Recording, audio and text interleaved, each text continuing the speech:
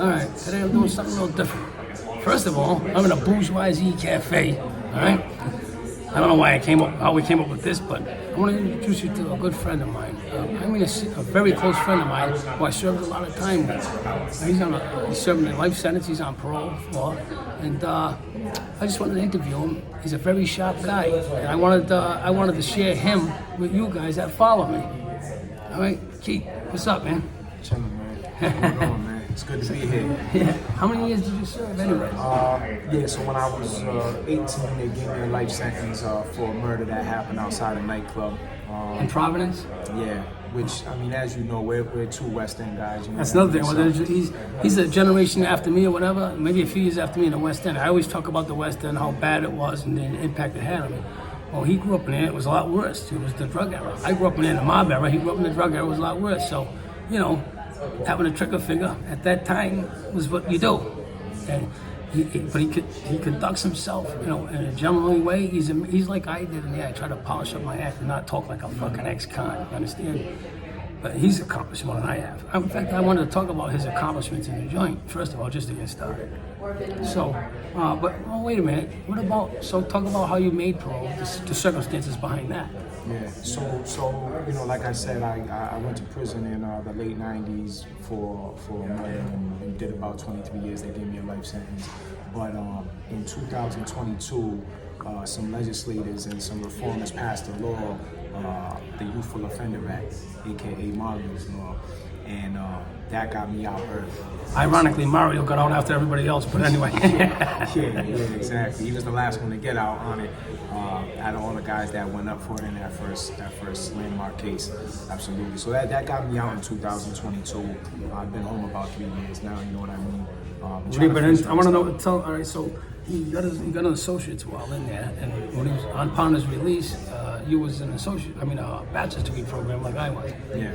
But then, and this is one of the things I'm so proud of him for. Where are you going to school now again? Yeah, I got a scholarship to Boston University for a master's degree program, which is kind of unheard of on a master's level. And it's a full ride. It's a Dean's Fellowship, which is full scholarship, tuition, and a stipend to get a master's. This guy got extra brain tissue in his head. Listen, this is the type of guy that reads a book and can tell you everything about it, every little last word. He's got this particular ability. I mean, I don't know how to explain it right now because I didn't put much thought into it, but this is a guy that's doing things, he's going somewhere. And I was dying to introduce him to you guys that have been following me. He's younger than me, but I get inspiration from this guy. You gotta get it somewhere sometimes. I mean, he's going through it. He's doing a life sentence. This guy just did 23 years. You wouldn't know that if you seen him on the sidewalk and he started talking to you. Do you know what it takes to overcome that and not wear it on your sleeve out in society? And continue to move on. This is the epitome of strength right here, inner strength. Not a punk, not a guy that talks shit to you, but if you fuck around, he ain't playing. I'm just saying. but he left that behind him. Just don't make him go into that area. So he's a gentleman, and it's just an incredible guy that I respect. You know. So I wanted to introduce him to you. So anyway, I gotta tell you, first of all, just some real shit, man. You know, for any of the followers that have been following Dean and know who Dean is, you know, this guy's a fucking legend, and I don't say that about. I thought it was a legend in my own mind until he fucking straightened me out, and I guess apparently that's some history here. No, I don't say that lightly. So to even be sitting here on this video with him and hear him say that type of thing about me is an incredible honor, first and foremost. So don't let this guy fucking fool you or sell himself short of who he is and what he's capable of on both sides of the fence as well. I mean, the guy wrote fucking 2-3 books in the can. I can't fucking write an essay without fucking wanting to fucking give up and walk away from it all sometimes. So that's first and foremost. Second of all, man, I think that one of the things I learned over the years, man, and that I think is at the center of any motivation I may have, is that, man, come on, guys that are from where we're from and had to deal with what we had to deal with were some of the most motivated, some of the most naturally gifted guys. The hungriest guys. And we just use it in the wrong way.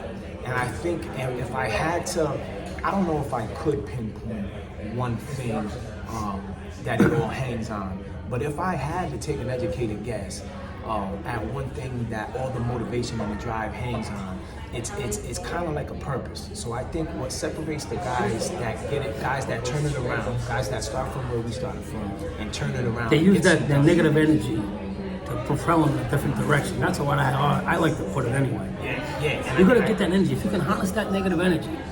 But on top of all that, because I don't want to be hogging this video right now.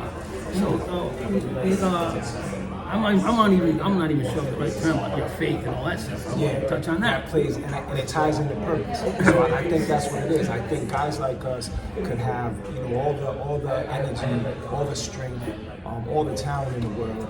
We use it for the wrong thing. So part of it is harnessing it and putting it in the right direction. But in order to do that and stay doing that and not get tripped off by all the bullshit that you gotta overcome, I think it comes down to purpose. I think when a guy finds a deep purpose, a certain purpose, that kind of ties it all together. And that's kind of the thing that maybe stops you from making a bad decision when you're this close because you had it up to here with this system and all the obstacles they put in your way when you're trying to turn it around. I think that's the difference, man, because let's not sugarcoat what it is. Like you said, I'm on a life parole. You know, you're reporting to a parole officer. Now I'm reporting every week.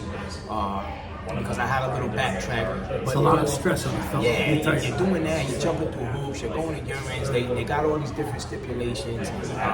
Someone always with a fucking comment that remind you of your past. They don't let up. And this is a small state. Everyone, like, they know us here. You know. And a lot of basic logistical things that the average person don't pay attention to, they take it for granted, we're up against. In other words, renting an apartment, getting a job. The criminal record comes up. Who's going to rent an apartment to a guy? How many times they spit my criminal record back to me? Sorry, no job for you. But you know, everyone's heard this argument before. So you know, how do you kind of look at that? And then we're the type of guys that, like you said, you heard it all before. We're the last two guys that will sit here and complain about it, but it's a reality. So when you have guys trying to contend with that reality and then dealing with an old school mentality like, damn, I'm a man, I can't go share this with nobody or ask for help nowhere. I got to get it done myself. Now I want to say something on everything he just said. Now when I do a lot of videos about overcoming adversity, but a lot of times I don't really have a particular topic. He just expressed all the topics that have been, you know, fucking in my head a little bit. Because I don't like to, sound like I'm complaining, so I don't really bring up the topics. But he did it in a nice way, in a sharp way. He tightened it up. So he expressed some of the stuff I'm going through. You know, it's overcoming adversity. That's what I'm talking about. All the little things. And I'm kind of known here for when I put my name into the hat and try to get a job or something. They shoot me right down. That's going to change though. I just pushing forward. I did a video not too long about a little down. I'm kind of sorry I did that. I shouldn't even express that to you followers. But I wanted to show you I'm a real guy who deals with that too. As you're following me, you're going to watch how I overcome. I'm either going to overcome or fucking die. It's that fucking simple. I ain't going back to the can. I only got one choice. I got to get it right. So, and sometimes when I'm around a guy like him, I start to not. This is why I sit down with him. We used to walk the fucking prison yard and have these discussions day and night.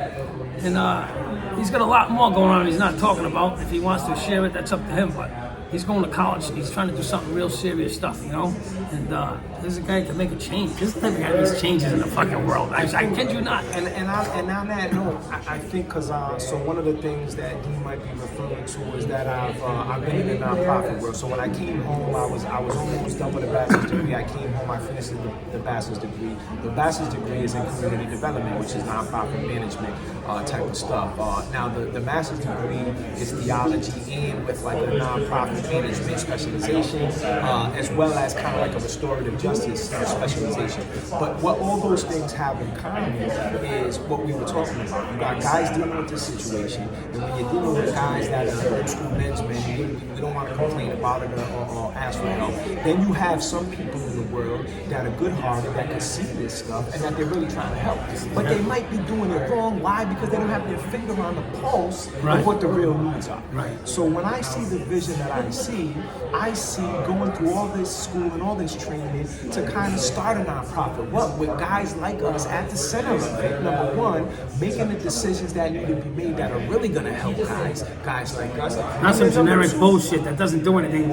Only maybe benefits them, but. And then number two, to that point right there, it should benefit us. So in other words, you know, you got executive directors of nonprofits, you know, making 100, 150 grand to run a nonprofit. You got middle-level management under that, making 75, 85 grand to be program directors and things like this. And you have some good people with good hearts trying to do this work. It's not having the impact it should have on Exactly. the people who it's really supposed to be for. Exactly.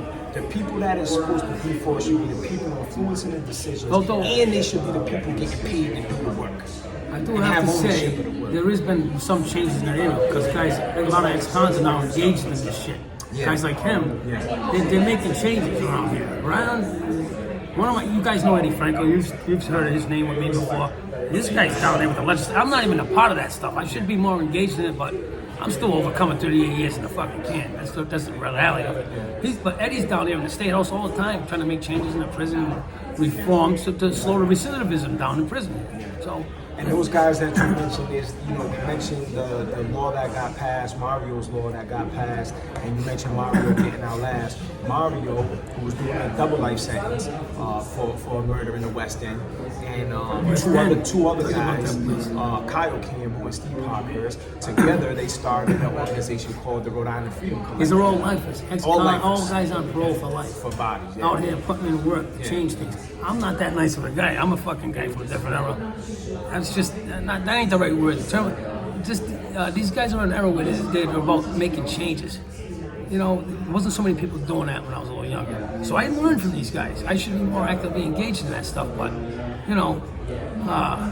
I wanted to say one thing. I wanted you to plug that PBS thing you did so people get to know you. They watch the PBS channel. So you did an interview, right? Yeah, I did a couple of things on PBS. One of them was a series called Generation Rising, and there was an episode on incarceration, reentry, education, and incarceration, things like that. Another one that was like on a more personal thing was a show called Turning Point. Really? Where that's more like a personal testimony. So how do they get to that channel to view that? Rhode Island PBS. I'm not even sure what channel it's on. Rhode Island PBS, Keith Nunes. Yep. Nunes, correct? Yeah, and check out this guy's interview, and you'll see. When you're done with your interview, you say, "Oh, it's a sharp guy." This is a guy off the street from my same neighborhood, a few years after me.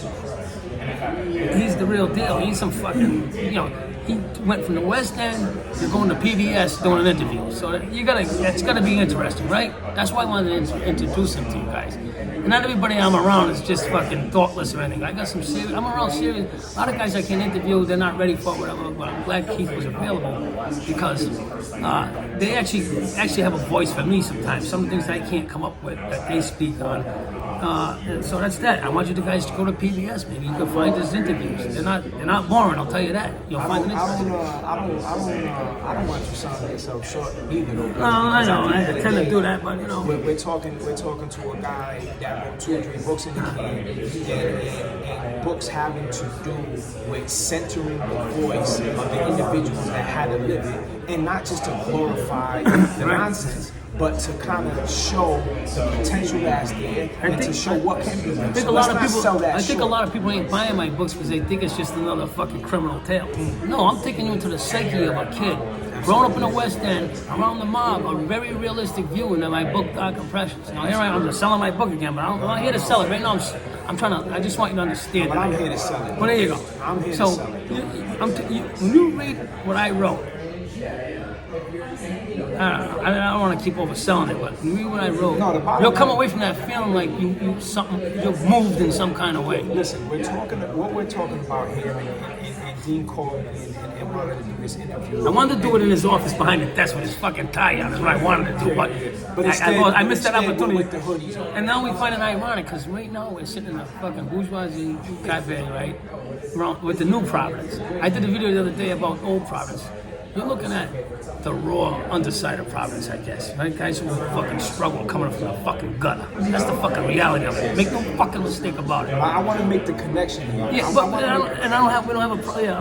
Before I get myself in trouble, I want to make the connection of guys that come from that got to a point of wanting to make some changes, and I want to connect that to what Dean did with the books and what he's doing with this series here, which is you're centering the voice of the guys who really live it. No real change is going to get made by people on the top who never had to experience what the bottom is like. Real change is going to occur when the change is driven by the understanding that comes from the people. Come from this period. They got it in their fucking soul. Yeah, and you're listening to the voice that's ground zero, and No, not not only many ground of zero, those but that- intelligent enough to dissect it and then to give it to you in book form, in novel form, in autobiography form, in video series form, podcast form. You should do a podcast. Yeah. That's not what At the end it of the is. day, what a lot of my viewers have been doing is they've just been following me. What they want to see the progress, right? If I can overcome, they're rooting for me in that sense. Well, I wanted to show you some of the part of my, I don't know. I don't want to say the mechanism behind it, but guys like him are the soul of how these are the guys I talk to when I'm thinking, trying to think positive and change all that stuff. Because if I'm not around a guy like him, I end up around other fucking people that I shouldn't be around. Put it that way. So I don't even know if I'm making any sense to that right now. You got a question? Just ask me. But I want you to check my body out. And I know somebody's going to ask questions about who is he, and I'll tell you who he is, whatever you want to do.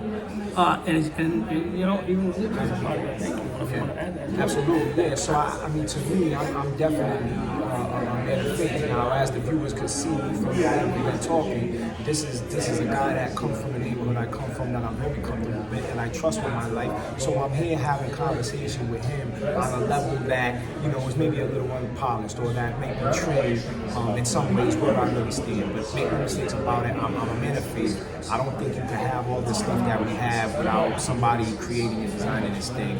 And I think that that's a core of who human beings are. You know what I mean? But physical, but there's a mental, there's a spiritual aspect to us. And I think if you neglect completely to acknowledge that, or to try to look into that, you're missing not only a big part, but I would say the main part of the human existence. You're missing the main part of finding purpose. And like I said earlier, I think purpose is the thing that ties it. And for those viewers of you who've been coming at me, telling me I need to have some faith, yeah, I'm a little bit behind that, but listen, you think I don't have discussions with him? I'm trying to grasp it and pull it in, you know. So there you go. And listen, I wanna say something about what I believe is like a common misconception of that too, right? Which is a lot of times, you know, you look at guys like us from this environment, and you would think that because of some of the things we probably had to do along the way to survive, that there's not a strong principle there or a strong moral center there. I've had to explain that many times. And let me say this, you know, from what you may know. I mean, you could look up public records and know some things about Dean. You can't lie about your fucking passion. It's easy to find out. If you got questions, look it up. Of a street guy Dean is. But what I'm saying is this: as serious and as dangerous of a street guy that this is, I trust this guy's morals more than I trust most people's. That's the morals. ironic thing about More than it. most I've come to people. trust a guy like him over anybody outside of the so-called people who are more evolved, so to speak. Get the fuck out of here with that shit. I talk rough around the edges. He speaks a more polished than me, but we have the same beliefs, but he's just more polished in his speech. I could be polished in my speech in a sense, but I'm kind of not me. I'm a little rough on the edges, and I like it that way. It doesn't always work, but I don't give a fuck either at the end of the fucking day. Those of you that have been following me, listen, you guys have been faithful to me. So I wanted to introduce you to my good friend. I think those that have been faithful and following you probably recognize this truth that we're saying right now, which It's is real that truth in what we're talking. You don't get no realer than this. people You know how many fake people are out have there. more morals than the people at the top sometimes. I think we're way over the top of the fucking time on this. So listen, guys, I'm glad you got to meet Keith. I'm sure some of you are going to speak on him and ask me about it, and I'll tell you what you need to know. I'll hook you up with him, he'll speak again or whatever, all right? Get back to me on this shit. This is a little different, right? What the fuck? Bye. Listen.